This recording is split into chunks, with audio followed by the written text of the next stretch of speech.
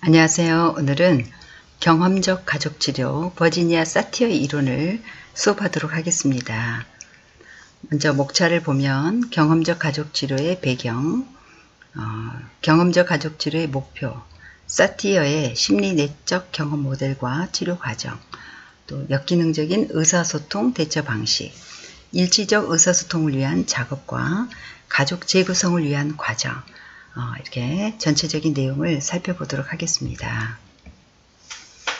자, 경험적 가족 치료자인 사티어와 또 유명한 휘테커 이런 사람이 경험적 가족 치료자입니다. 이런 사람은 1970년대부터 또 80년대에 미국에서 아주 각광을 받고 인기를 끌었던 치료 이론인데요. 그 이론 안에는 우리가 잘 알고 있는 인본주의 상담 그러면 누가 생각나죠? 네, 로저스 이런 사람의 그 이론이 기본적으로 바탕을 하고 있습니다. 그래서 인본주의 이론과 또 실존주의 이론이라든가 또 의사소통 이론 또는 역할 이론, 우리 펄스의 게슈탈트 이론 이런 모든 이론들이 혼합된 이론이라고 보시면 되겠습니다. 가족치료 이론에서 특히 그 경험적 가족치료 이론에서 중요시 여기는 것들이 바로 자아 존중감입니다. 자아 존중감 그리고 자아 가치와 신념, 가족 규칙, 또 의사소통 유형에 초점을 두고 있습니다. 사티어는 가족들이 서로 자신들의 감정을 어떻게 하면 적절하게 잘 표현하고 또 상호간의 반응도 잘하고 이런 것들을 상당히 중요시 여겼어요. 그런데 이런 의사소통 안에는 자신의 그 자아 존중감이 작동되고 있다는 걸 또 이야기를 합니다. 경험적 가족 치료는 가족의 문제 해결보다는 개인의 잠재적인 욕구와 또 자아 성장과 관계성의 변화를 위해 감수성을 높이고 지각의 수준을 높이며 방어 기제를 감소시키는 데 목적이 있습니다. 경험적 가족 치료자인 사티어는 위스콘신 대학교에서 교육학을 전공한 후 초등학교 교사로 일하다가 또 시카고 대학원에서 우리 사회복지를 공부를 했어요. 그래서 50년대부터 사회복지사로 또 자기 그 상담소에서 상담을 하기 시작했다가 1959년 돈 잭슨과 함께 MRI 설립을 도와서 가족치료 훈련 프로그램들을 만들어서 가족들의 경험 중심 활동과 교육적인 프로그램을 발전시켰습니다. 또 1966년 캘리포니아의 빅서 에살렌 성장센터에서 가족치료 훈련 지도자로 일하면서 신체와 정신의 이런 통합적인 접근을 지향하는 게슈탈트 치료, 또 참만남, 감수성 훈련 이런 것들을 접목으로 또 경험적인 성장 모델을 발전시킨 이론입니다. 자, 우리 경험적 가족 치료의 특징에서 우리가 중요한 것이 자아 존중감이라고 얘기를 합니다. 자, 자아 존중감은 무엇입니까? 내가 내 자신을 무엇보다도 존중하고 가치롭게 느끼는가 하는 것인데 이것은 개인 혼자도 그렇게 하는 것도 중요하지만 우리가 이런 자아 존중감을 느낄 때는 대부분 관계성 안에서 그런 것들을 많이 느낍니다. 자기 자녀가 서울대를 들어간다든가 그럴 때 엄마의 자존감이 굉장히 높아질 수 있죠. 또 자기 자신의 사회적인 지위나 역할이 높아질 때도 자아 존중감이 높을 수 있고 또 반면에 관계성을 하는 우리가 관계하는 남편과 아내로부터 어떤 멸시의 언어와 학대를 당할 때는 내 자존감이 바닥에 떨어지게 됩니다. 그래서 이 낮은 자아 존중감 형성에 영향을 미치는 요인들을 보면은 우리가 성장 과정에서 부모의 잦은 비난과 너 탓이야, 네가 잘못했어, 너는 왜 이러니 이런 비난이나 정죄를 많이 받게 되면 우리 내면에 이런 것들이 내면화되어서 나는 정말 못된 사람인가? 나는 이렇게 가치롭지 못하나? 내가 왜 이 세상에 태어났지? 이런 느낌들을 갖게 됩니다. 두 번째는 불우한 과거의 환경이라고 했을 때는 자녀들이 14세 이전에 부모님이 돌아가신다든가, 알코올 중독자의 가정이라든가, 가정폭력 피해자의 가정이라든가, 뭐 이런 것들이 해당이 되겠죠. 또 다른 사람과의 비교 속에서 성장을 하게 되는 것입니다. 언니는 공부를 잘하는데 너는 왜 그렇게 공부를 못하니? 이런 이제 비교들. 언니는 이렇게 이쁘잖아. 말도 잘 듣고. 너는 이렇게 말을 안 듣니? 이런 것들이 전부 다 비교에 대한 언어들이죠. 또 내가 누구인가 하는 것을, 내가 무엇을 했는가, 무엇을 할 수 있는가로 이렇게 판단을 당했을 때입니다. 즉 과정이라든가 있는 그 자체로의 대상을 수용하고 존중하는 것이 아니라 그 대상의 업적이라든가 능력, 이것으로만 판단해 버리는 이런 것들이 또 낮은 자아 존중감을 형성하게 하게 하고, 과거의 실패나 좌절 경험에 너무 또 우리가 집착해 있는 경우, 과거에서 벗어나지 못하고 과거의 그 상처에서 우리가 거의 다 쇠사슬에 묶여 있는 것처럼 묶여 있어서 지금 현재를 살지 못하는 우리가 내담자들을 많이 보죠. 이럴 때 이제 굉장히 자아 존중감이 낮다라고 볼 수가 있겠습니다. 낮은 이런 자아 존중감의 현상은 아주 자기중심적이고 열등감이 많고, 그래서 관계성 안에서도 자기 열등감이 자극을 받게 되면 버럭버럭 화를 낸다든가, 또 다른 사람과 자신을 끊임없이 비교해서 자신이 우월성을 느끼도록 꾸준히 너무 거기에다만 집착을 하게 된다든가, 다른 사람의 칭찬이나 비난에 민감해서 집에 가서 잠을 못 잔다든가, 이런 것들이죠. 다른 사람을 지나치게 의식하고 자기 확신이 없고 성공이나 업적을 통해서만 너무 돈이 많아야 돼. 그렇게 돈에 대한 지나치게 또 이렇게 올인을 한다든가, 그래서 이제 결국은 자기의 소중한 건강을 잃어버린 사람들도 있죠. 이런 것들이 바로 이제 지혜롭지 못한 사람이라고 보는 겁니다. 또는 자신에 대한 만족이 없고 쉽게 화를 내고 시기 질투를 하고 다른 사람을 비난하거나 정죄하거나 비판하거나 거부하는 이런 부정적인 인생관입니다. 이렇게 낮은 자아 존중감이 결혼에 미치는 영향을 보니까 결혼 만족도가 낮고요. 또 인생을 부정적으로 산다. 배우자를 중요하게 여기지 않고 배우자에 대한 불평, 불만, 비난, 또 인생을 아무렇게나 그냥 되는 대로 계획 없이 막 산다라고 얘기할 수 있겠죠. 자신의 책임을 회피하고 타인에게 전가시킨다는 것입니다. 여러분들이 한번 이 유튜브 영상을 시간 되실 때 한번 보시면 좋을 것 같아요. 왜냐면 이제 의사소통에서 엄마가 자녀에게 어떤 식으로 그 대화를 하는가, 비난하는 대화와 이렇게 좀 비난하지 않고 차분하게 아이와 대화하는 그런 것들이 또 어떤 영향력들이 있는가, 이런 것들을 살펴볼 수 있는 좋은 비디오니까 한번 보시기 바랍니다. 가족의 규칙을 보면 이제 우리가 구조적 가족 치료에서도 규칙이 등장합니다만, 경험주의 가족 치료에서도 이렇게 가족의 규칙을 중요시 여깁니다. 가족마다의 우리 행동을 반복적으로 하다 보면 그런 것들이 이제 규칙이 되게 되고, 기대를 하게 되고, 우리 집에서 밥을 하는 사람은 항상 엄마야.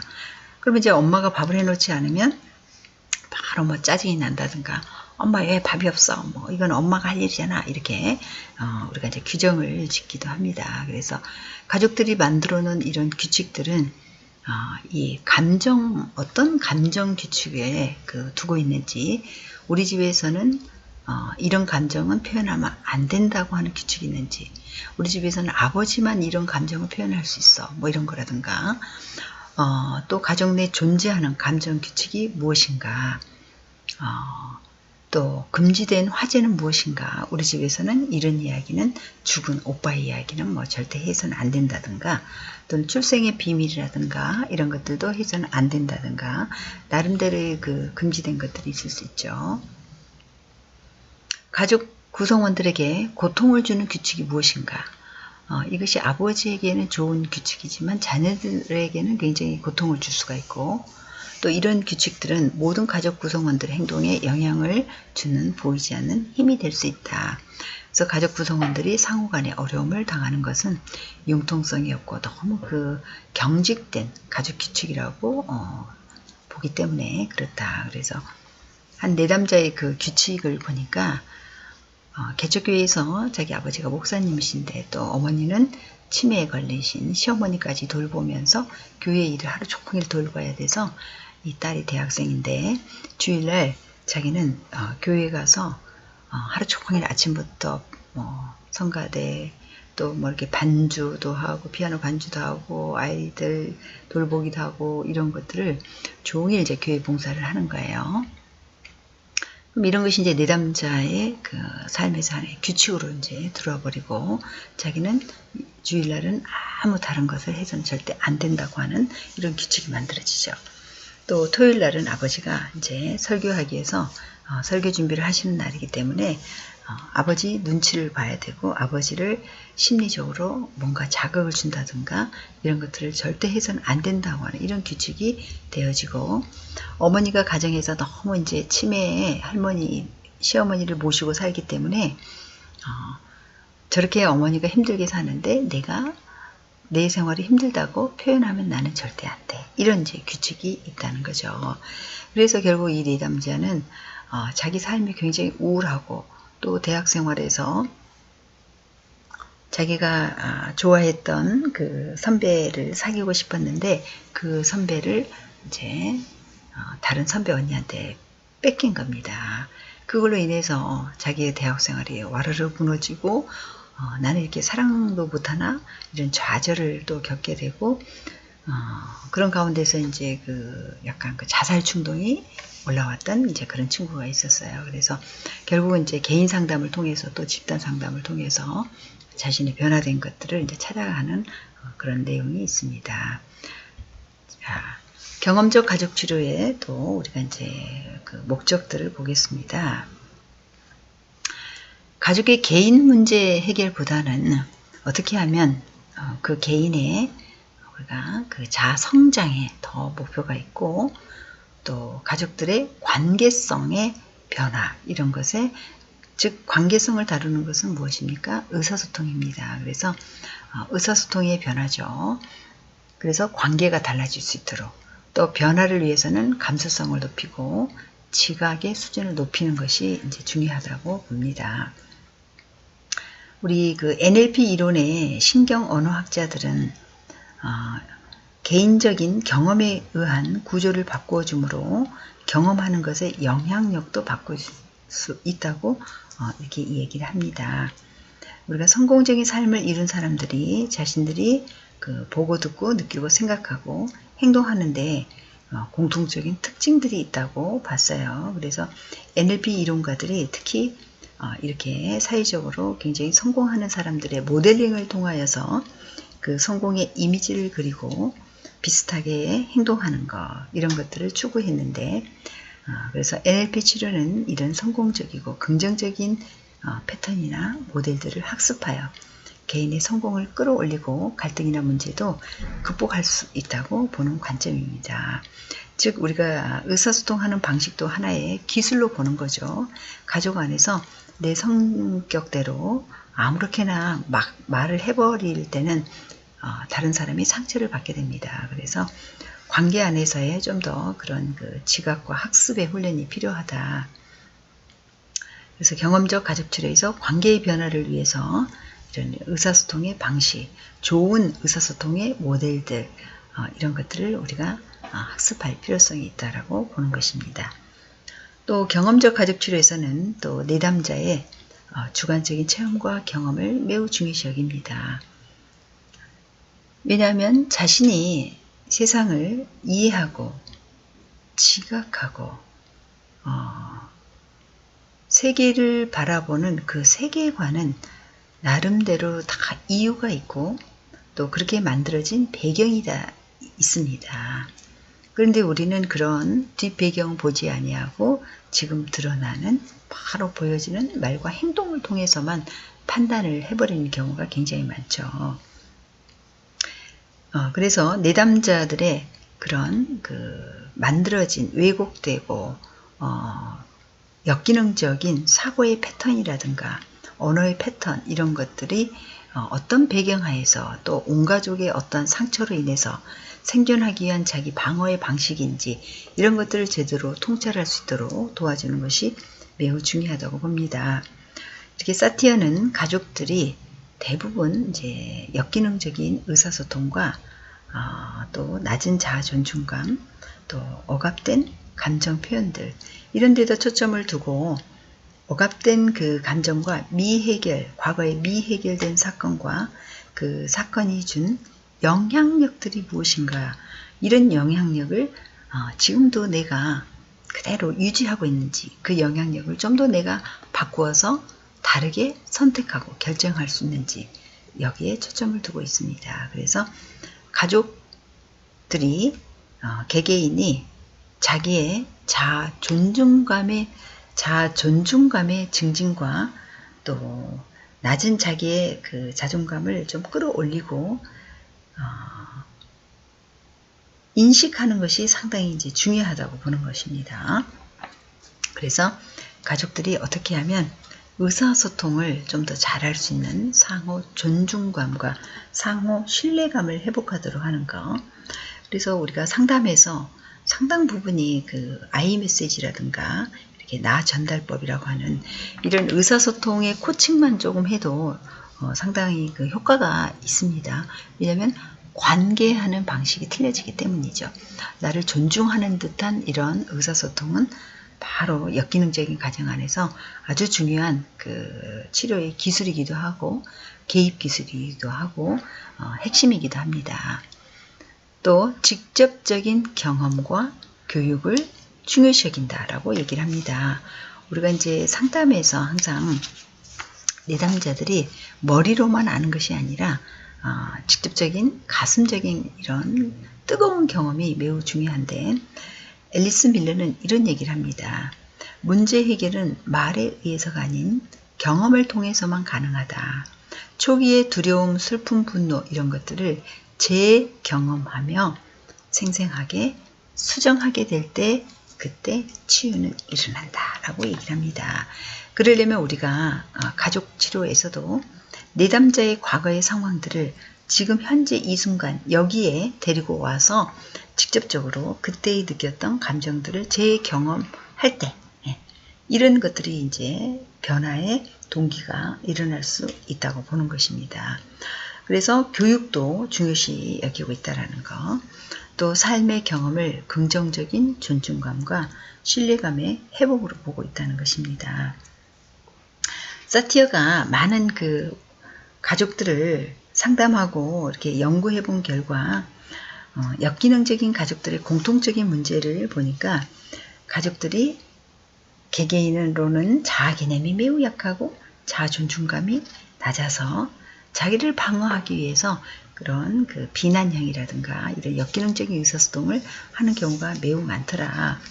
또 가족들이 대화에서는 일치적인 의사소통을 하지 못하고 분명하지 못하고 뒤틀려서 얘기한다든가 또는 말과 행동의 의도가 다른다든가 다르게 얘기하고 이렇게 솔직하지 않는 경우가 상당히 많았다. 또 가족의 규칙은 매우 엄격하여 융통성이 전혀 없고 또 가족들은 사회 참여나 활동들을 아주 강하게 통제하며 책임의 회피 유형들이 아주 많더라. 그래서 엄마가 이렇게 자녀에게 항상 그 비난이나 책망하는 방식으로 아이를 잘 그 훈육하기 위해서 반응을 했는지 또 자녀를 인정하고 칭찬하는 방식으로 반응했는지에 따라서 어때요? 자녀들의 자존감과 자아 가치에 대한 느낌은 다를 수밖에 없습니다. 이렇게 개인의 자아 존중감은 부모와 자녀 관계에서 부모들의 반응과 태도에 의해서 많은 영향을 받는다고 얘기를 하고 있습니다. 그래서 대부분 부모는 그러면 왜 그렇게 훈육을 할 때도 무서운 그 소리를 지른다든가 또는 눈초리로 아이를 위협적인 태도를 보인다든가 아니면 때로는 구타까지 한다든가 이런 그 자기 성격에 의해서 또 이런 것들이 감정에 의해서 발생하기도 하는데 그런 요인을 또 우리가 볼 때 자기도 온 가족에서 부모로부터 학습된 양육 방식을 거의 자기 자녀에게 다시 재양육하는 경우가 8, 90%가 된다고 얘기를 합니다. 그러니까 이런 부분에서 우리가 재반복이 되지 않기 위해서는 자기 자신에 대한 통찰과 우리 온 가족에서 학습한 교육 방식들, 삶의 방식, 태도 이런 것들을 다루지 아니하고는 거의 다가 재반복이 된다라고 볼 수 있겠죠. 그래서 치료자는 가족들이 이러한 자기 인식과 통찰이 이루어지도록 해야 하고, 그렇다면 새로운 좋은 방법이 무엇인가, 의사소통 방법이나 감정을 표현하는 방식, 누구나 다 우리 원하지 않습니까? 좀 이렇게 화난 상황에서도 버럭 화를 내기보다는 내 감정을 스스로 좀 이렇게 조절하는 능력이 나오면서 한 번쯤은 상대에게 어떻게 내가 표현하는 것이 정말 상대에게 내 마음과 감정을 잘 표현하는 걸까, 이렇게 한 번쯤은 생각해보고 이야기를 해야 된다는 거. 그래서 상대방과 나를 존중하는 방식들을 우리가 체험하고 학습함으로써 변화를 시도할 수 있다라고 보는 것입니다. 사티어의 그 제자인 맥맨은 가족의 문제들을 기초로 궁극적인 목표 설정을 세웠는데, 자신의 자아 가치와 자존감을 높이고 자기 인생에 대한 이런 선택과 결정을 스스로 할 수 있는 능력과 또 행동이나 결정에 책임을 지는 이런 일치적인 사람으로 삼았다는 것입니다. 경험적 가족치료 기법들은 상당히 비구조적이고 구조화되어 있지 않습니다. 또 비계획적이고 치료자 자신의 성숙한 태도와 직관력, 창의력을 요구하고 있고요. 특히 치료자가 이런 그 일치적인 의사소통을 분명히 하는 거라든가, 또 치료자와 내담자 간에 분명한 경계선을 설정을 한다든가, 이런 것들, 또 내담자에게 필요한 적절한 효율성이 나타나는 어떤 기법들, 이런 것들이 아주 중요합니다. 치료자 자신이 가지고 있는 에너지라든가 생기발랄한 감수성, 관심의 표명, 인내심, 이런 것들이 중요하다고 보겠습니다.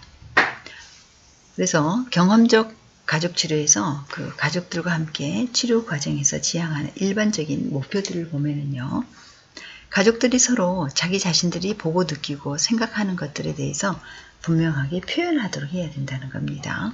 또 가족들이 새로운 희망을 가질 수 있도록 하고, 과거에 가슴 부풀었던 꿈들을 다시 자각하도록 하는 것.